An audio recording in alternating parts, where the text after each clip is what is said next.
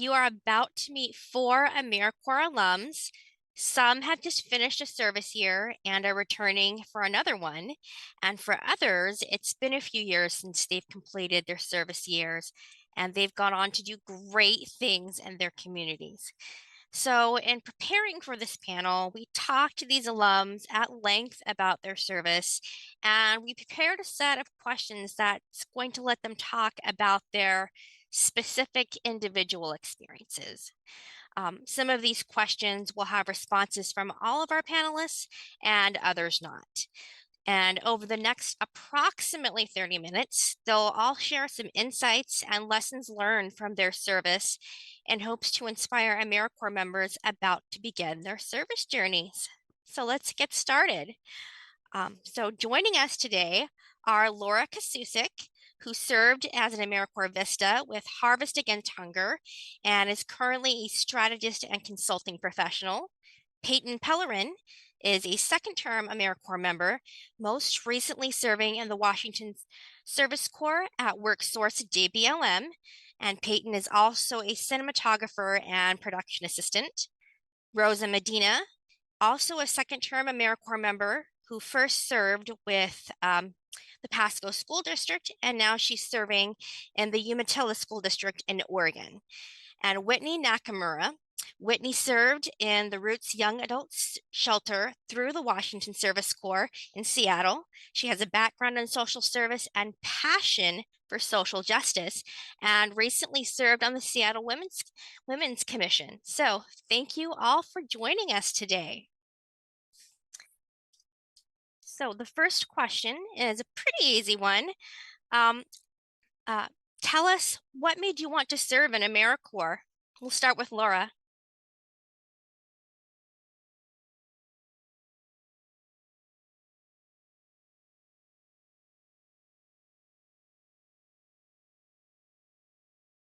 Laura, are you back yet? Okay, we'll hold off on that. We'll move on to Peyton. Hi, I choose to serve because one, the position was offered to me last year when I was working as a spouse ambassador on the military base, but also because of being a military spouse, I wanted to make a difference within that military community. Excellent. Rosa, how about you? Yes, good morning, everyone. I chose to serve because as a Mexican American immigrant who took an oath of citizenship, I pledged to serve my country. And serving in AmeriCorps has allowed me to fulfill that. Excellent. Whitney, how about you? Hey, good morning.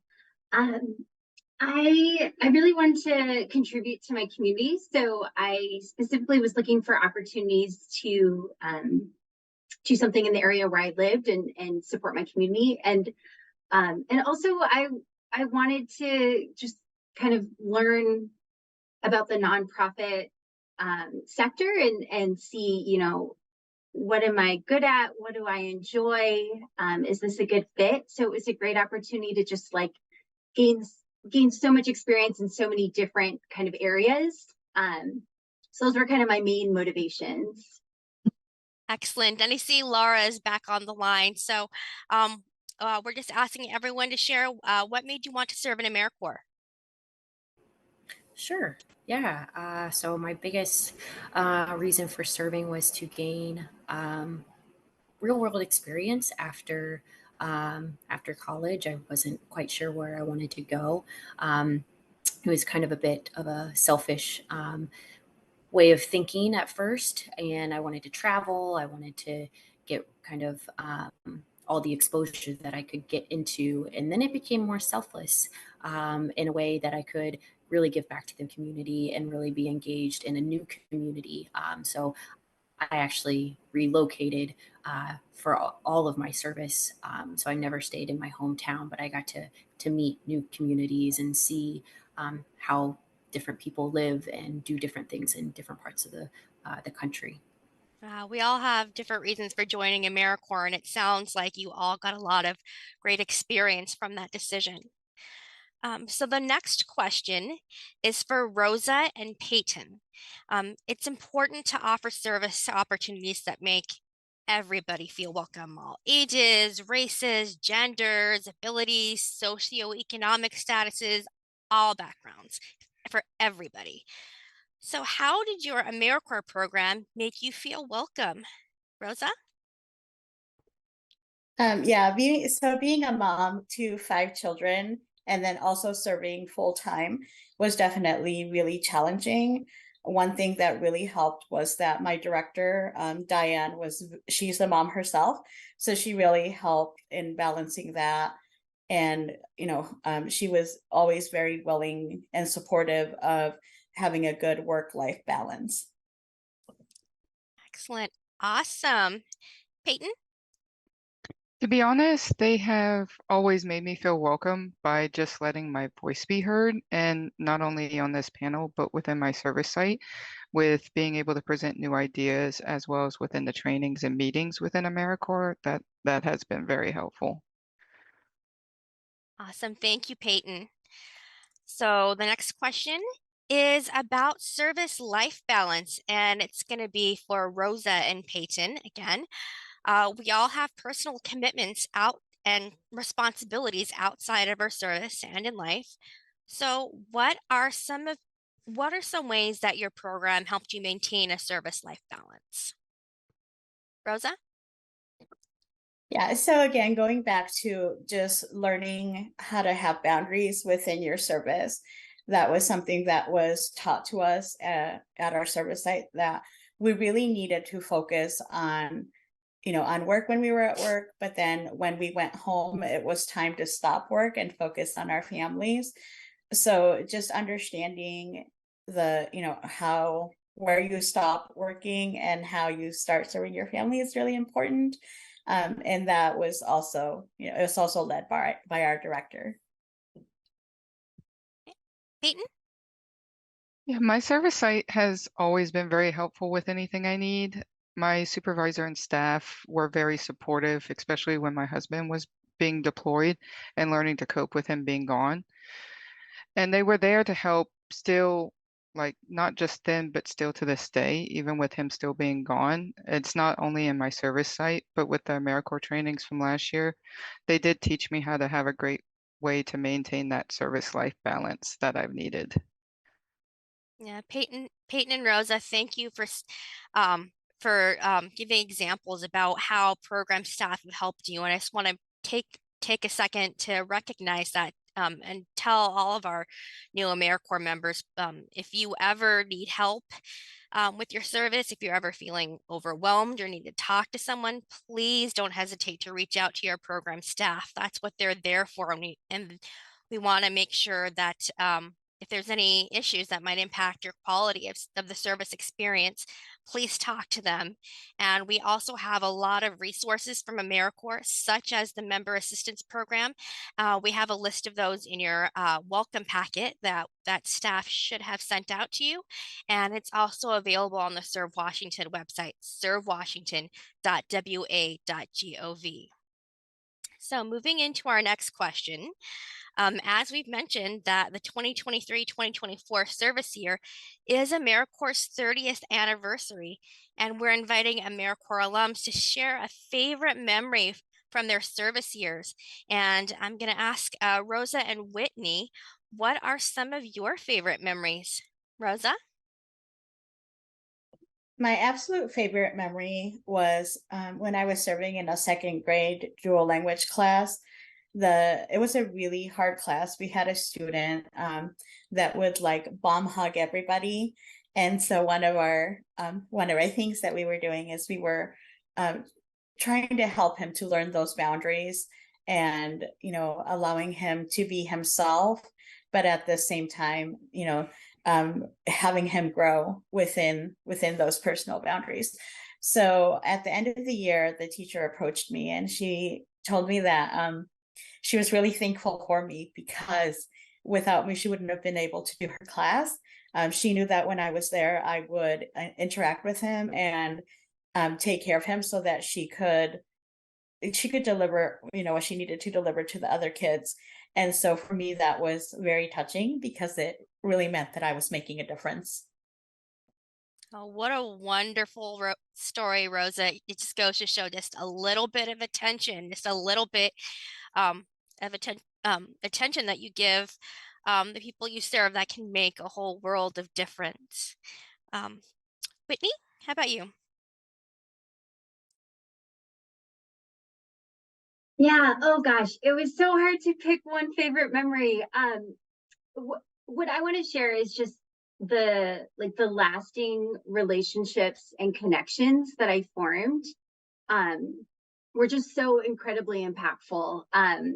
I served in 2012, so I I was like a young adult, like trying to kind of make sense of what I wanted to do and where I wanted to be. And those relationships were so important in, after I completed my service term, um, I actually stayed on as like a long-term volunteer and then also later joined the board of directors. And so I was in that role until last year when I termed off. And so that was 10 years of my life. That was my entire, adult professional life.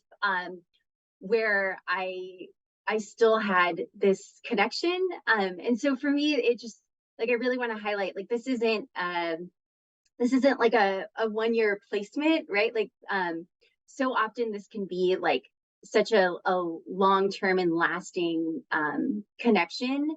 And that's very much how I saw it. Like this was a long-term commitment to an org and to a community that I care about. And I really saw my service term and also my relationship to that work really like reciprocal. Like I gained so much from my term and my connection to my service site in terms of like new relationships, growing new skills, growing my leadership. Um, and I was also able to contribute as well. And so it had such a positive impact on me, and I also felt so fortunate that I was able to contribute too. And so that's one of the most special memories for me. Thank you, Whitney, and that's very well said. So I served in AmeriCorps from 2011 to 2013, and I can attest that I still have people who I served with and supervisors from my service site that I still talk to this very day. Um, so that was really, really one of the best things about my service. So the next question, I want to kick it over to Laura and Peyton. Tell us about a challenge, a time when you've had to pivot because things didn't go as planned. What did you do, Laura? Yeah, so I also served in 2016 to 2019 with the American Red Cross, and during that time, I was supporting the preparedness programs, and that's embedded in their disaster cycle services unit, and with that, um, sometimes with disasters, and that doesn't always come planned, obviously. So if a hurricane comes in or if anything comes in, you have to respond to that before you can respond to anything else going on in the department. So sometimes the programs would get put on hold, and you kind of had to work around that and have backup strategies and backup plans. And so that's something that I've carried with me in all of anything that I do in my current role. So just making sure that you have backup plans for and contingency plans for whatever could go wrong, because sometimes it does. And when you think that something's going really, really well, it might really be on the verge to break. And so just having those contingencies can always be a good idea. Thank you, Laura. Peyton? Yeah, for me, like in the military, nothing ever goes as planned, to be honest. And you never know when your soldier's going to be called to be deployed or to go on a mission or where things happen on the base or what it may be. And it can happen also suddenly. And I think one of my biggest challenges last year was when my husband got the notification 2 months out that he would be deployed for a year. And when he left, it not only interfered with my personal life, but it interfered with my work/service life. And it affected me coming to work, working with a small, being around people, and having that give service out more so. And in those moments, I knew I had to get back to myself. And it was a challenge having to learn how to handle it so much on my own without my partner and to cope. And so my service site staff was what got me through it, and they still are. They stood by me and helped me when I fell. And when meeting the challenge for changing my point of view, I thought more on how I can make the most out of the time I have this year and out of my service, and especially in my second term as well, and what I can do for other spouses while at my service site. It sounds like your fellow AmeriCorps members and staff and people who were with you at the base really helped you meet that challenge. That's a really great story. Thank you for sharing that. So this next question, it's for everybody on the panel. Service programs like AmeriCorps can be pathways to great things, careers, continuing education, leadership opportunities. How did your service shape your pathway? And we'll start with Laura. Yeah, so my first, so I'll talk about two separate things, but very important things. My first stint with with AmeriCorps actually to a job. So after 3 years of serving as an AmeriCorps Vista with the American Red Cross, I actually got hired into the Red Cross as an employee and was there for 2 years. And along with that, I also was able to use my education scholarship to go back and get my master's. So those are really two important things in my life that happened that I could really have that go back to the to AmeriCorps and the program and the support that's been there along the way. Okay. Awesome. Leadership opportunities, careers, and continuing education. You hit all the nails on the mark. How about you, Peyton? Given that I'm serving my second term, it is still helping me get where I want to be, but they help me in honing my skills in film with my work with the core values team and having a voice there and being a leader on talking about um, belonging and love and things like that that are ingrained into our ESD, and also admin work around our office. Awesome. Thank you, Peyton. Rosa? Yeah, we did a lot of leadership work within our team about learning to be a leader and having those vulnerable and brave conversations. And also just serving in the school allowed me to recapture my dream for the future. And because of that, I will be attending Oregon State University in the fall. And I am going to be majoring in business management and nonprofit management. Because I got started in AmeriCorps, and so that was amazing. And then just developing those leadership skills was really important for me, and so I am very thankful for that. Ooh, congrats, Rosa, and we wish you luck on your next endeavor at OSU. That's very exciting. How about you, Whitney? Yeah, I mean, as I mentioned earlier, part of my motivation to join AmeriCorps was to just kind of learn more about myself, right? Like learn what I was interested, what skills I wanted to grow. And I feel like my service really like shaped my entire life trajectory. I mean, it certainly helped me like identify and reach my goals, educational goals, professional goals. But it also influenced like my other interests.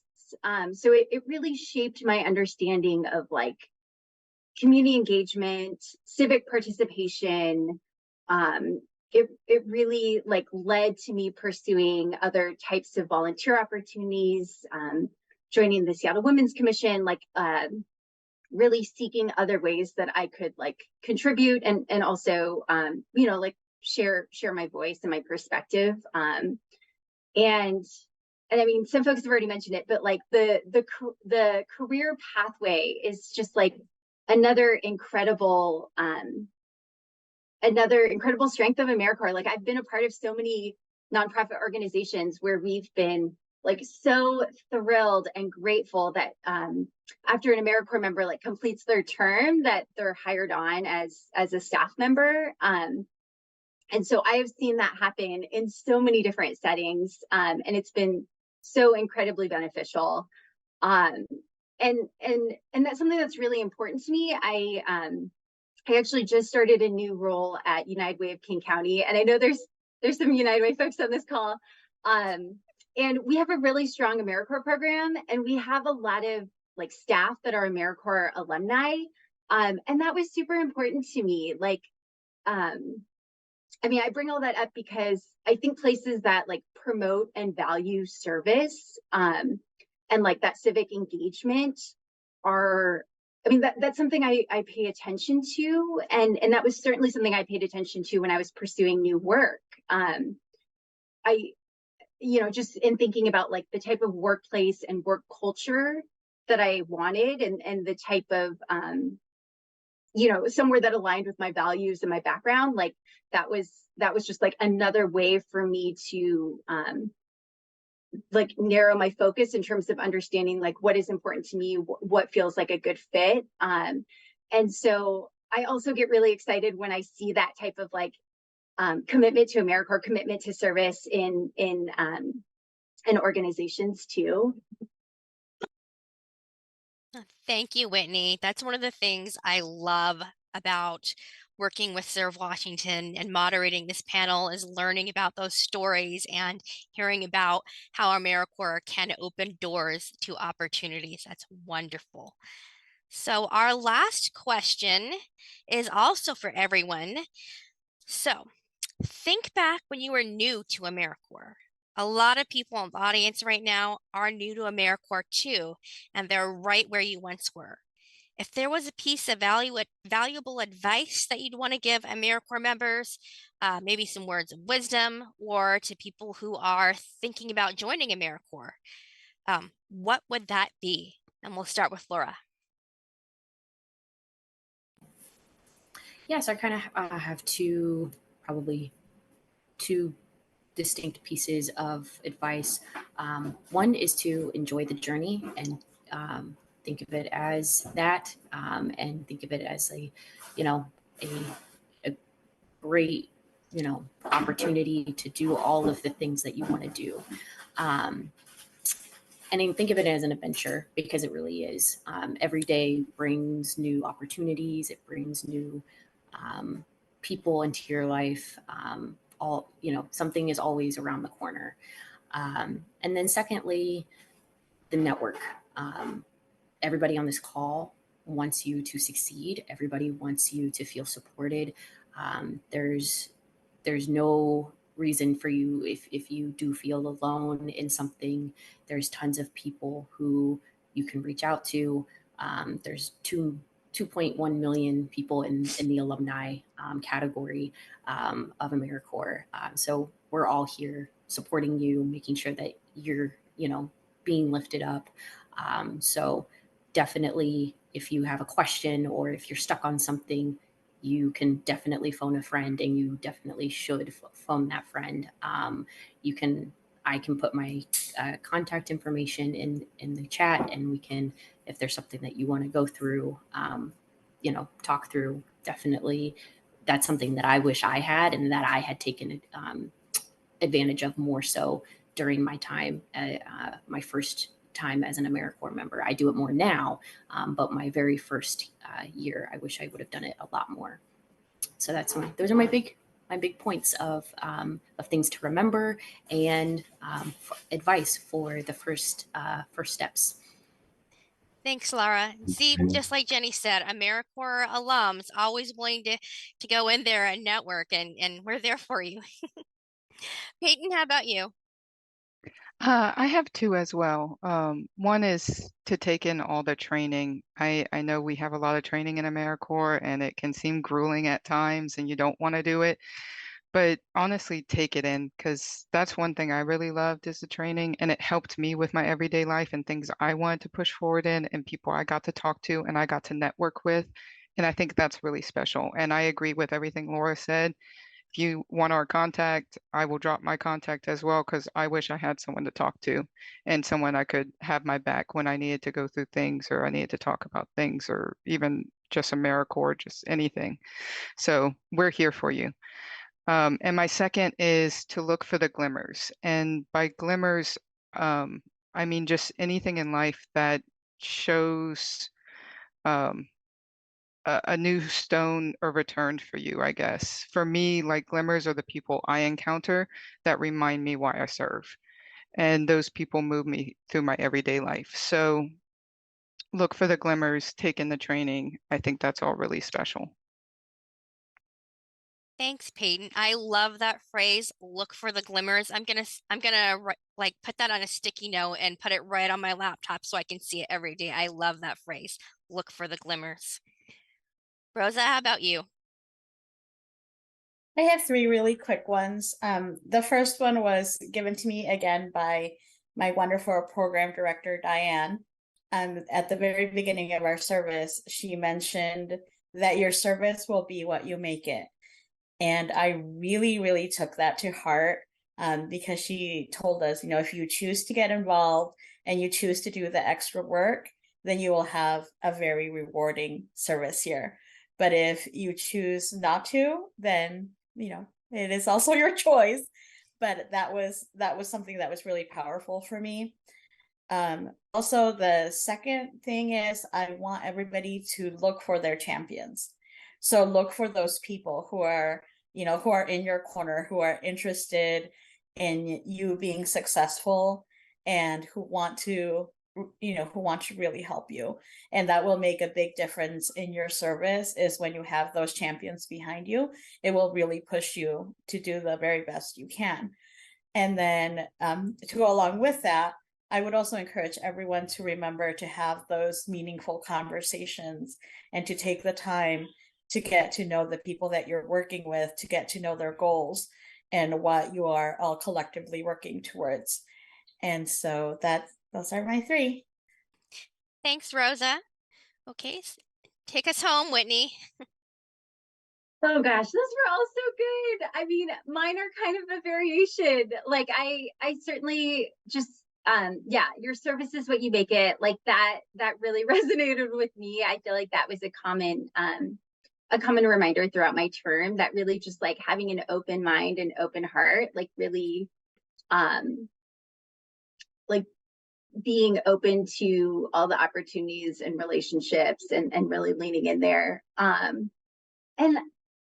I guess I would say pace yourself too. Like I felt a little like overwhelmed at first with all of the trainings, all of the opportunities, like almost like an obligation, like I didn't want to miss out on anything. And just like be gentle with yourself, like pace yourself. Like there are so many incredible opportunities. And also don't be so hard on yourself if you don't, you know, take advantage of every networking call and every training and everything. Like really you know, pace yourself so that it can feel fulfilling and feel manageable because this is just the beginning. Like I mean, as you've seen, like there's so many ways to like continue the relationships, continue the learning, and continue to grow after your term is over too. And I mean, like I said, like my term was you know like 10 years ago, and I am still like such an AmeriCorps enthusiast and like still so grateful for the opportunities to connect with alumni and connect with the program, and those will happen too. So certainly like pace yourself. I guess that's what I would say. Thank you, Whitney. Thank you. Very well said. So, I want to thank you all for volunteering to be on this panel. for your time and your honest responses. We enjoyed hearing your stories about your personal lived experiences, and we hope that what you shared today with all of our new AmeriCorps members attending will take something really valuable back from this as they head into their service year. So thank you.